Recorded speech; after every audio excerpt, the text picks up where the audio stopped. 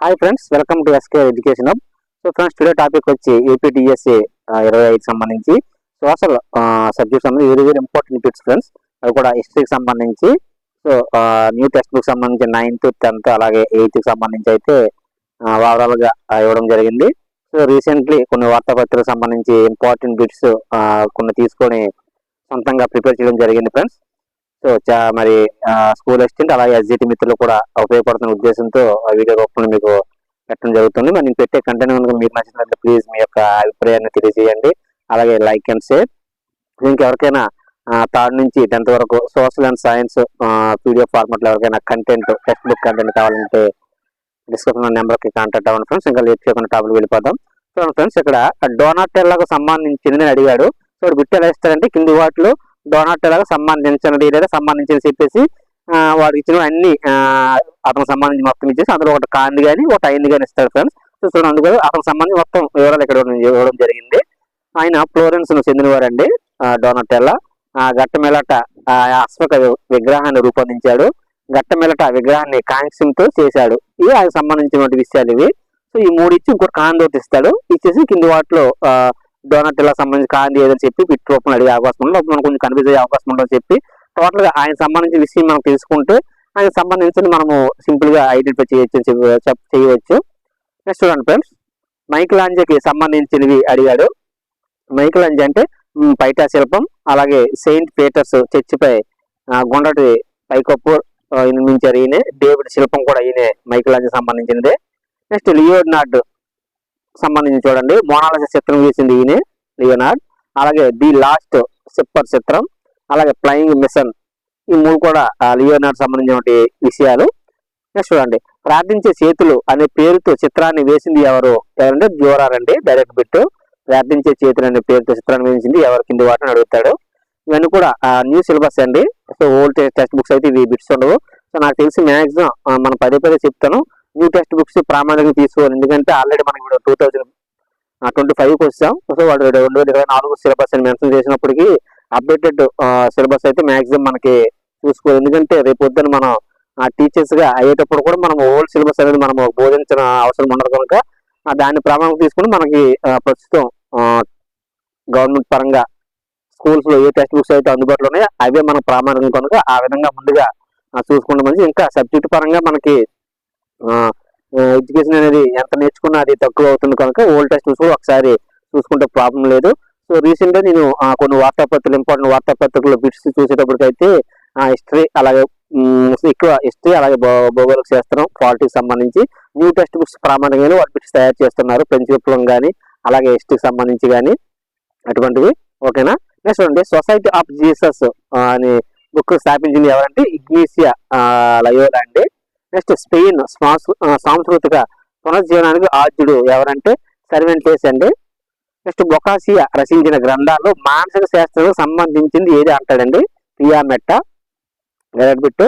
Next Petrarch సంబంధించింది చూడండి. Petrarch పునర్జీవన ఉద్యమ పితామహుడు ఎవరంటే పెట్రార్క్. చరిత్ర రాత ప్రతులను భద్రపరిచేవాడు ఎవరంటే ఈయనే. నెక్స్ట్ మానవుని సుఖ సంతోషాలతో అధిక ప్రాధాన్యత ఇచ్చింది ఎవరంటే ఈయనే. సో వాడు బిట్టు ఎలా ఇచ్చాడంటే రీసెంట్ ఒక 2 or 3 పేపర్స్ చూశాను. కింది వాటిలో పెట్రాకు సంబంధించినది ఏదైనా చెప్పేసి ఈ 3 ఆప్షన్స్ ఇచ్చాడు, ఇంకోటి రాంగ్ ఒకటి ఇచ్చాడండి. సో ఆ రాంగ్ మనం ఆన్సర్ చేయాలి సంబంధించింది కనుక. లేదనుకుంటే ఒక 3 కరెక్ట్ ఇచ్చి రాంగ్ ఒకటి ఇస్తాడండి. అలా కూడా మనం ఐడెంటిఫై చేయొచ్చు. చూడండి, రాజు ప్రజల నుంచి ఎన్నికయ్యారు, అందుకే రాజ్యం సంక్షేమానికి ప్రాధాన్యత ఇవ్వాలి అని చెప్పింది ఎవరంటే మాకియవెల్లి.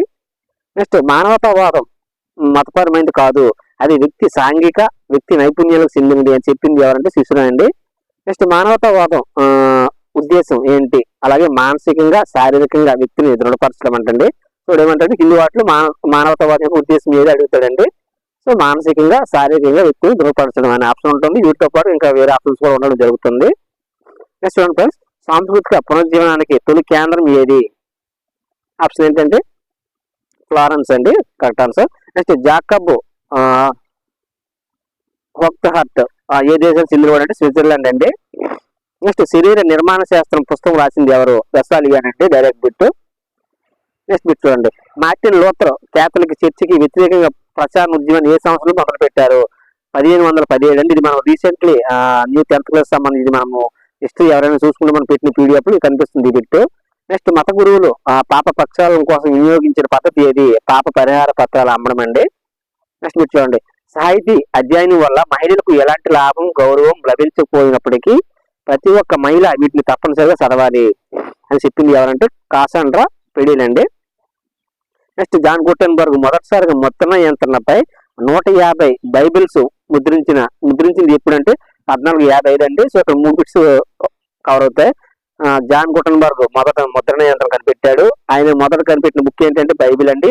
అది ఎన్ని పత్రాలు అంటే 150, అవన్నీ మొత్తం పేపర్స్. ఇప్పుడంటే 1455 అండి. నెక్స్ట్ మోనాలిసా చిత్రపటం గీసింది ఎవరు? లియోనార్డ్ అండి. పైన చిత్రం ఆల్రెడీ మనం కింది వాటిలో లియోనార్డ్కి సంబంధించిన ఏరియాని అడిగాం కదా, అక్కడ మోనాలిసా చిత్రం వచ్చింది కదా. సో ఇలాగ సింగిల్ బిట్ కింద అడగాలంటే ఈ విధంగా అడుగుతాడు ఆయన కోసం. నెక్స్ట్ మానవతావాదం ముందుగా ఇటలీలో మొదలై తరువాత ఏ దేశం విస్తరించింది? ఏ దేశం అండి? చూడండి, ఫ్రాన్స్, ఇంగ్లాండ్, నెదర్లాండ్ అండి. నెక్స్ట్ పురాతన గ్రీకు సాహిత్యం వీటికి సంబంధించినది? మనిషి స్వభావం, మనిషి ఆసక్తికి సంబంధించిందండి పురాతన గ్రీకు సాహిత్యం. ఇటలీలో ఏ శతాబ్దం నుండి ఏ శతాబ్దం వరకు మానవత సంస్కృతి వికసించిందంటే 14 నుంచి 17వ శతాబ్దం అండి. నెక్స్ట్ ఏ శతాబ్దం నుండి పునర్జీవనం పదాన్ని వాడుతున్నారు? 19వ శతాబ్దం నుంచి అండి. సాంస్కృతిక పునర్జీవనం ఏ ఖండంలో మొదలైంది? కరెక్ట్ ఆన్సర్ వచ్చి యూరప్ అండి. ఏ సంవత్సరంలో రైతాంగం చేసిన తిరుగుబాటుతో ఇంగ్లాండ్లో బానిసత్వం అంతమైంది? ఎప్పుడండి? 1381 అండి. నెక్స్ట్ పురాతన కాలంలో యూరప్ ఏ సామ్రాజ్య ఆధిపత్యంలో ఉంది? రోమన్ అండి. నెక్స్ట్ భూకేంద్ర సిద్ధాంతకర్త ఎవరు? టాలమీ అండి. ఇది డైరెక్ట్ బిట్ అండి, మనకి భౌతిక రసాయన శాస్త్రం కూడా వస్తుంది. ఇది భూకేంద్ర సిద్ధాంత కర్త ఎవరండి? టాలమీ అండి. అదే భూకేంద్ర సిద్ధాంతం వ్యతిరేకించింది ఎవరండి? కొపర్నికస్ అండి. సో కనుక సూర్యకేంద్ర సిద్ధాంత కర్త ఎవరు అవుతారండి? అప్పుడు కొపర్నికస్ అవుతారండి. ఇలా 2 బిట్స్ కూడా కవర్ అవుతాయి. సో భూకేంద్ర సిద్ధాంతాన్ని వ్యతిరేకించింది కొపర్నికస్. మరి వ్యతిరేకించి ఏ సిద్ధాంతం ప్రవేశపెట్టారంటే సూర్యకేంద్ర సిద్ధాంతం ప్రవేశపెట్టారండి ఆయన. చూడండి, ఇక్కడ సీనీలు కాగితాన్ని కొనుక్కున్నారండి. గోటన్బర్గ్ ముద్రణ యంత్రాన్ని కొనుక్కున్నారండి. కుండికి రక్త ప్రసరణ మధ్య సంబంధాన్ని విలియం హార్వీ కొనుక్కున్నారండి. ఇది డైరెక్ట్ గా 3 బిట్స్ అండి ఇవి. ఒకే దాంట్లో మీకు అర్థమయ్యేలా ఫ్రేమ్ చేయడం జరిగింది, గుర్తుపెట్టుకునేవి. ఎవరు అనుచరులను జైన్యూట్ అంటారంటే ఇగ్నూస్ లయోలా అండి. ఆయన యొక్క అనుచరులను జైన్యూట్ అంటారు. భూమి కదలికలను నేను చూశాను అని చెప్పింది ఎవరంటే గెలీలియో అండి. కేథలిక్ చర్చికి వ్యతిరేకంగా ఉద్యమం చేసి ప్రొటెస్టెంట్ సంస్కరణ చేసింది ఎవరండి? మార్టిన్ లూథర్ అండి. పైన చెప్పాం బిట్టు. నెక్స్ట్ కాన్స్టాంటినోపుల్ను తురస్కులు ఆక్రమించిన సంవత్సరం ఇప్పుడు? డైరెక్ట్ బిట్ అండి. 1453 సంవత్సరంలో కాన్స్టాంటినోపుల్ను తురస్కులు ఆక్రమించారండి. నెక్స్ట్ చూడండి, సాంస్కృతిక పునర్జీవనం అనగా ఏంటి? ప్రాచీన గ్రీకు సంస్కృతిని వెలుగులోకి ప్రాచుర్యం కల్పించగా ప్రాచీన రోమ సంస్కృతిని వెలుగులో కల్పించగా ఈ 2 కూడా అవుతాయండి ఆప్షన్స్. సాంస్కృతిక పునర్జీవనం అంటే ప్రాచీన గ్రీక్ సంస్కృతి మరియు ప్రాచీన రోమన్ సంస్కృతి. ఆప్షన్స్ ఈ 2తో పాటు ఇంకా వేరే కూడా ఇస్తాడు. సో మనం ఇది గుర్తుపెట్టుకుంటే మనం కరెక్ట్ గా ఆన్సర్ చేయవచ్చండి. నెక్స్ట్ కామన్వెల్త్ దేశాలు అంటే ఏంటండి? ఒకప్పుడు ఇంగ్లాండ్ ఆధీనంలో ఉన్న దేశాలు ఏంటంటే కామన్వెల్త్ దేశాలు. నెక్స్ట్ ఐరోపా దేశాల ఆర్థిక సమాఖ్య ప్రధాన కార్యాలయం ఎక్కడ ఉంది? ఎక్కడండి? బ్రెజిల్ అండి. Correct answer. నెక్స్ట్ ఐరోపా దేశాల ఆర్థిక సమాఖ్య ద్రవ్య చలామణి కరెన్సీ ఏది? యూరో అండి. ఐరోపా దేశాల యొక్క కరెన్సీ యూరో. నెక్స్ట్ 2009 నాటికి నామ్ సభ్య దేశాల సంఖ్య ఎంత? 118 అండి. అలీన విధానాన్ని ఎప్పుడు ప్రవేశపెట్టారు? 1961. నేను కూడా జీకే పరంగా మనకు యూజ్ అవుతుంది, జీకే అండ్ కరెంట్ అఫైర్స్. అలాగే ఇక కంటెంట్ పరంగా సోషల్ హిస్టరీకి సంబంధించి అలీన విధానాన్ని ఎప్పుడు ప్రవేశపెట్టారు? 1961 అండి. 2009 నాటికి నామ్ సభ్య దేశాలు 118 అండి. అలీన ఉద్యమానికి అంకురార్పణ జరిగిన బాండింగ్ సమావేశం ఎప్పుడండి? 1955 అండి. Very very important. నెక్స్ట్ అలీన ఉద్యమ కర్తలు చూడండి, ఒక్కొక్క దేశానికి ఒక్కొక్కరు ప్రాచీనం వహించారు. భారత్కి వచ్చి జవహర్లాల్ నెహ్రూ అండి. చైనాకి వచ్చి చౌహాన్ లాయ్ అండి. ఈజిప్ట్ నాజర్ అండి. సిలోన్కి వచ్చి జాన్ కోట్లాల్ వాలా అండి. ఈ 4 దేశ సభ్య అధ్యక్షులు అలీన ఉద్యమ కర్తగా చెప్పవచ్చు అండి. నెక్స్ట్ మాల్టా ప్రణాళిక ఏ దేశ విదేశాంగ మంత్రి ప్రకటించారు? మాల్టా ప్రణాళిక రష్యా అండి. నెక్స్ట్ మీకు వచ్చి చమురు ఉత్పత్తి దేశాల సమావేశం బాగ్దాద్ నగరంలో ఎప్పుడు ఏర్పడింది? 1960 అండి. సో ఫ్రెండ్స్, వీడియో చూసేటప్పుడు నేను ఎక్కడైతే బిట్స్ అవుతున్నానో ఆ బిట్ దగ్గర అలాగా ఒకసారి మీరు చూస్తే ఒకేసారి మీకు అది బాగా అవగాహన వస్తుంది. ఎందుకంటే నేను చెప్తుంది వినడం, అలాగే మీరు ఆ బిట్ చూసేటప్పుడు ఇంకా అది మైండ్ లో వెళ్ళిపోతుంది. కనుక నేను ఏ బిట్ అయితే చెప్తున్నా ఆ బిట్ అలా చూడండి. చూడండి, 1964లో నామ్ శిఖరాగ్ర సమావేశం ఎక్కడ జరిగింది?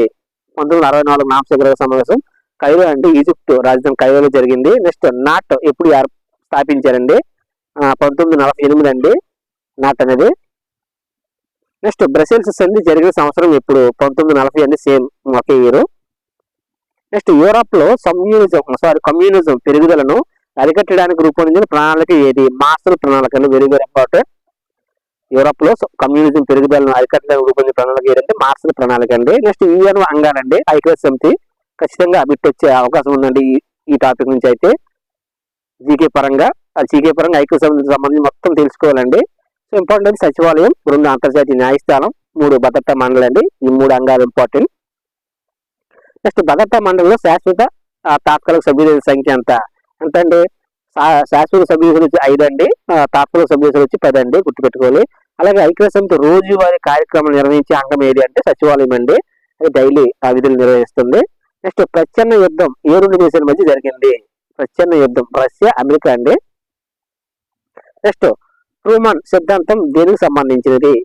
గ్రీస్, టర్కీలకు ఆర్థిక సహాయం కోసం అన్ని సంబంధించిందండి ఇది ట్రూమన్ సిద్ధాంతం. నెక్స్ట్ శాన్ ఫ్రాన్సిస్కో సమావేశం జరిగిన సంవత్సరం? శాన్ ఫ్రాన్సిస్కో సమావేశం ఎప్పుడు అంటే 1945 అండి. సో ఐక్యరాజ్య సమితి కూడా అప్పుడు ఏర్పడింది ఆ సంవత్సరంలోనే. నెక్స్ట్ వాషింగ్టన్ తీర్మానం, మాస్కో డిక్లరేషన్ జరిగిన సంవత్సరం ఎప్పుడండి? వాషింగ్టన్ తీర్మానం అయితే 1942 అండి, మాస్కో డిక్లరేషన్ అయితే 1943 అండి. నెక్స్ట్ 1944 ఆగస్టులో జరిగిన తీర్మానం, అట్లాంటిక్ చార్టర్ అనేది జరిగిన సంవత్సరం వచ్చి 1944. దీనిలో పాల్గొన్న ప్రముఖులు వచ్చి రూజ్వెల్ట్, చర్చిల్ అండి. ఇక్కడ 3 బిట్స్ కవర్ అవుతాయి. సో అట్లాంటిక్ చార్టర్ ఏ సంవత్సరం అంటే 1944 ఆగస్టు అండి. పాల్గొన్న ప్రముఖులు ఎవరంటే రూజ్వెల్ట్, చర్చిల్ అండి. నెక్స్ట్ మైరా పైబీ ఉద్యమం సమయంలో ఏర్పడిన కమిటీ అధ్యక్షులు ఎవరంటే బిపి జీవన్ రెడ్డి అండి, మైరా పైబీ ఉద్యమ సమయం. నెక్స్ట్ తంగడం మనోరమ ఏ రాష్ట్రం చెందిన మహిళ? వెరీ వెరీ ఇంపార్టెంట్ అండి, మణిపూర్ అండి, తంగడం మనోరమ. నెక్స్ట్ మైటై భాషలో మైరి పైచి అంటే కాగడాలు పట్టుకునే వాళ్ళని అర్థం అండి. ఇప్పుడు చెప్పి బిట్స్ అన్ని కూడా న్యూ టెస్ట్ కు సంబంధించి 9th, 10th లో ఉన్నాయండి ఎక్కువగా. అలాగే కొన్ని 8th, 7th లో కూడా టచ్ చేశాడు. నెక్స్ట్ 1970లో ఉద్యమం ప్రారంభమైంది. 1980 తరువాత ఇది మానవ హక్కుల ఉద్యమంగా మారిందండి. ఈ కాగడాలు పట్టుకుని చెప్పాం కదా, మైరి పైచి ఉద్యమం అదండి. నెక్స్ట్ యూరోప్ షర్మిల 10 ఏళ్ల పాటు గృహ నిర్బంధంలో ఉన్నారంటండి యూరోప్ షర్మిల. సంపూర్ణ మద్యపాన నిషేధం విధించే సంవత్సరం ఇప్పుడు 1995 అండి, వెరీ వెరీ ఇంపార్టెంట్ ఈ బిట్ కూడా. సంపూర్ణ మద్యపాన నిషేధం 1995 అండి మొదటిసారిగా విధించారు. నెక్స్ట్ 1980లో విజ్ఞాన శాస్త్రం పర్యావరణ కేంద్రం భారత్లో స్థాపించారు. దాని యొక్క స్థాపకులు ఎవరంటే అనిల్ అగర్కర్ అండి. ఓకేనా, వ్యవస్థాపకులు అనిల్ అగర్కర్. ఏ సంవత్సరం అంటే 1980 అండి. నెక్స్ట్ అడవుల సంరక్షణ కోసం పర్యావరణ ఉద్యమం మన దేశంలో ఎప్పుడు ప్రారంభమైంది? 1970 అండి. నెక్స్ట్ గోపాల్ గ్యాస్ సంఘటన 1984. దీని గురించి పూర్తి వివరణ అయితే మనకి ఫిజిక్స్ లో వచ్చిందండి, మనకి 8th or 9th లో ఉంది, చూడండి ఒకసారి. నెక్స్ట్ చెర్నోబిల్ అణు కర్మాగారం ఎక్కడ ఉంది? యుఎస్ఎస్ఆర్ అండి. నెక్స్ట్ యూరప్ లో గ్రీన్ పీస్ ఉద్యమం దానికోసం చూడండి. గ్రీన్ పీస్ ఉద్యమం 1971 అలస్కా దగ్గర సముద్ర గర్భంలో అమెరికా చేపట్టిందండి. అణు పరీక్షలకు వ్యతిరేకంగా మొదలైంది ఇది. గ్రీన్ పీస్ అనేది ఒక పడవ పేరండి. ఈ ఉద్యమం 40 దేశాల్లో విస్తరించింది. ప్రధాన కార్యాలయం వచ్చి ఆమ్స్టర్డామ్ లో ఉందండి. ఈ గ్రీన్ పీస్ ఉద్యమం యొక్క ఇంపార్టెంట్ బిట్స్ అండి. సో ఇవన్నీ కూడా మనం తెలుసుకుంటే వాడు కింది వాటిలో కాంది అంటాడండి. సో కాంది మనం గుర్తుపెట్టండి, ముందు దానికి సంబంధించి తెలుసుకుంటే కాంది మనం గుర్తుపెట్టొచ్చండి. ఓకేనా, అందుకే ఇవన్నీ కూడా రాయడం జరిగింది. నెక్స్ట్ అమెరికా ఎవరిపై రసాయనిక ఆయుధాలైన నాపాలం లాంటి బాంబులు పేల్చిందంటే వియత్నాం అండి, వియత్నాంపై. నెక్స్ట్ వ్యూహాత్మక ఆయుధాలు ఒప్పందం జరిగిన సంవత్సరం ఎప్పుడు? 1991 అండి. నెక్స్ట్ మీరు చూడండి, గ్లాస్ నోస్తి అనే సంస్కరణను ప్రవేశపెట్టిన సోవియట్ యూనియన్ అధ్యక్షులు ఎవరు? గోర్బాచేవ్ అండి, గ్లాస్ నోస్తి అనే సంస్కరణలో. నెక్స్ట్ అండి, 2వ ప్రపంచ యుద్ధం తర్వాత స్వాతంత్రం పొందిన దేశాలు ఏవి? 2వ ప్రపంచ యుద్ధం ఎప్పుడండి? 1940 తర్వాత. ఇప్పుడు ఏ దేశాలు అండి? చైనా, ఇండోనేషియా, నైజీరియా అండి ఇక్కడ ఇచ్చాడు ఆప్షన్స్ లో. నెక్స్ట్ వివక్షతో కూడిన చట్టాలను శాంతియుతంగా ఉల్లంఘించడం అంటే ఏంటి? పౌర నిరాకరణ. వివక్షతో కూడిన చట్టాలను శాంతియుతంగా ఉల్లంఘించడం ఏమంటారంటే పౌర నిరాకరణ అంటారండి. నాకొక కళ ఉంది అని చెప్పింది ఎవరంటే మార్టిన్ లూథర్ కింగ్ జూనియర్ అండి. ఇది డైరెక్ట్ బిట్ అండి, టెక్స్ట్ బుక్ లో ఉంది. ఇలాంటివి క్వశ్చన్స్ అయితే ఎక్కువగా రావడానికి అవకాశం ఉంటుంది కదా, కొంచెం బాగా గుర్తుపెట్టుకోవాలి. నాకు ఒక కళ ఉంది అని చెప్పింది ఎవరంటే మార్టిన్ లూథర్ కింగ్ జూనియర్ అండి. సో ఫ్రెండ్స్, ఇది ఇక్కడతో మనకి రీసెంట్లీ కొన్ని వార్తాపత్రికలు వచ్చినటువంటి important object bits so direct గా మీకు చెప్పడం జరిగింది ఫ్రెండ్స్. సో ఇవి మీకు యూజ్ అవుతాయని భావిస్తున్నాను. సో మరొక వీడియోలో మరొక ఇంపార్టెంట్ టాపిక్స్ బిట్స్ అయితే చూద్దాం ఫ్రెండ్స్. Thank you.